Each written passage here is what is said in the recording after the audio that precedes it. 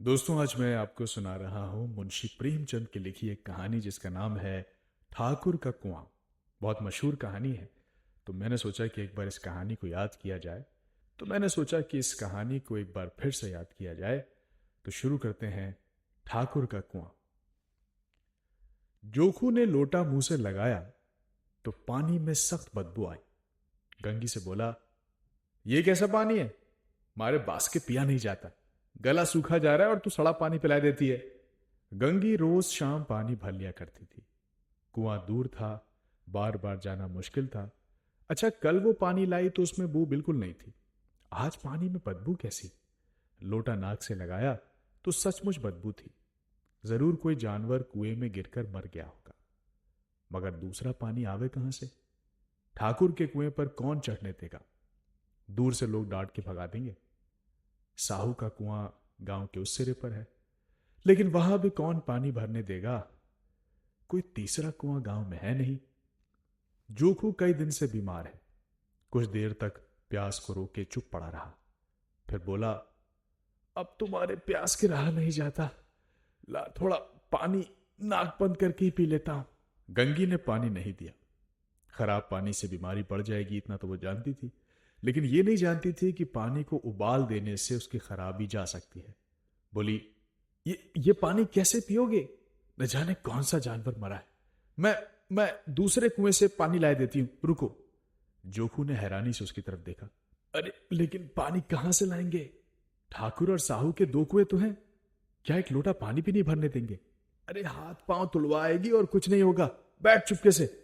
ब्रह्म देवता आशीर्वाद देंगे। ठाकुर लाठी मारेंगे। साहू जी एक के 5 लेंगे। अरे गरीब का दर्द कौन समझता है?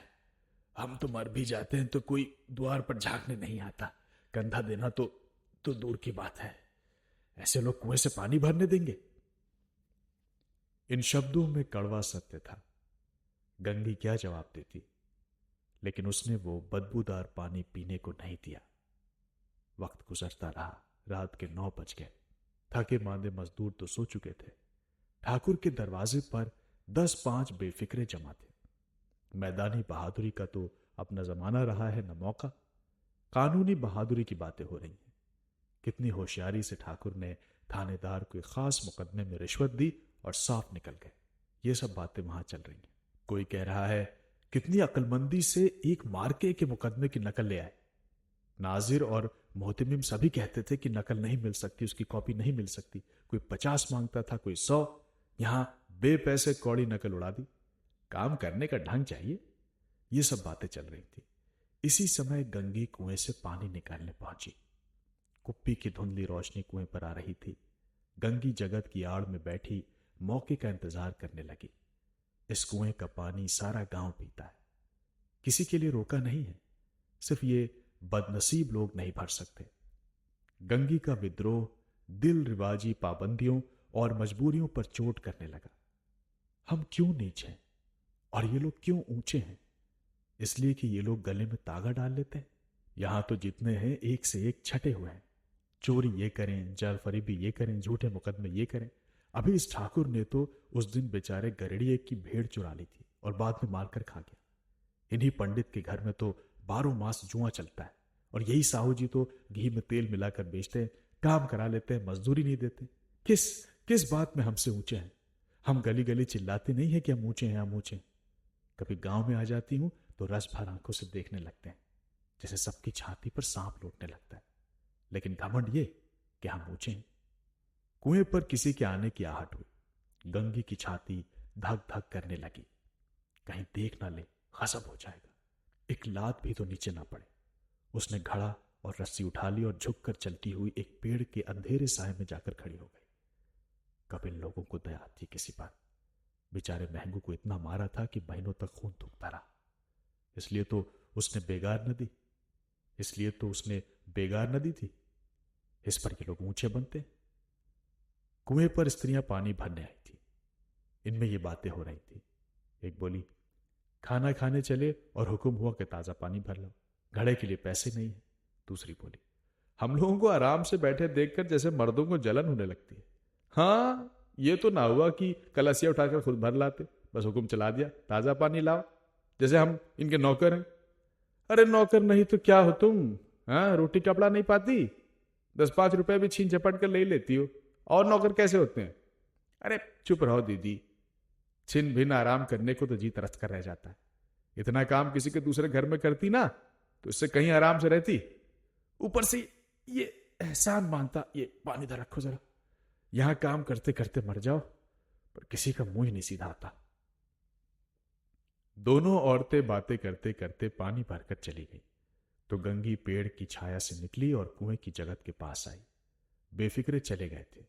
ठाकुर भी दरवाजा बंद कर अंदर आंगन में सोने जा रहे थे। गंगी ने थोड़ी देर सुख की सांस ली। किसी तरह मैदान तो साफ हुआ। अमृत चुरा लाने के लिए जो राजकुमार किसी जमाने में गया था, वो भी शायद इतनी सावधानी के साथ और समझ बूझ कर नहीं गया होगा। गंगी दबे पांव कुएं की जगत पर चढ़ी। जीत का ऐसा अनुभव उसे पहले कभी नहीं हुआ था। उसने रस्सी का फंदा घड़े में डाला, दाएं बाएं चौकन्ना नजर से देखा, जैसे कोई सिपाही रात को दुश्मन के किले में सुराख कर रहा हो। अगर इस वक्त वो पकड़ ली गई तो उसके लिए माफी या रियायत की रत्ती भर उम्मीद नहीं है। आखिर में देवताओं को याद करके उसने कलेजा मजबूत किया और घड़ा कुएं में डाल दिया। घड़े ने पानी में गोता लगाया, बहुत ही आहिस्ता, जरा सी आवाज नहीं हुई। गंगी ने 2-4 हाथ जल्दी जल्दी मारे। घड़ा कुएं के मुंह तक आ गया। कोई बड़ा शहजोर पहलवान भी इतना तेजी से नहीं खींच सकता था जैसे वो खींच रही थी। गंगी झुकी कि घड़े को पकड़कर जगत पर रखे कि तभी अचानक ठाकुर साहब का दरवाजा खुल गया। शेर का मुंह भी इतना भयानक नहीं लगता होगा जितना उस वक्त वो दरवाजा लग रहा था। गंगी के हाथ से रस्सी छूट गई। रस्सी के साथ घड़ा धड़ाम से पानी में गिरा और काफी देर तक पानी में हिलकोरे की आवाजें सुनाई देती रही। ठाकुर साहब कौन है, कौन है वहां पर, पुकारते हुए कुएं की तरफ आ रहे थे और गंगी जगत से कूदकर भागी जा रही थी। घर पहुंचकर देखा तो जोखू लोटा मुंह से लगाए वही मैला गंदा बदबूदार पानी पी रहा था।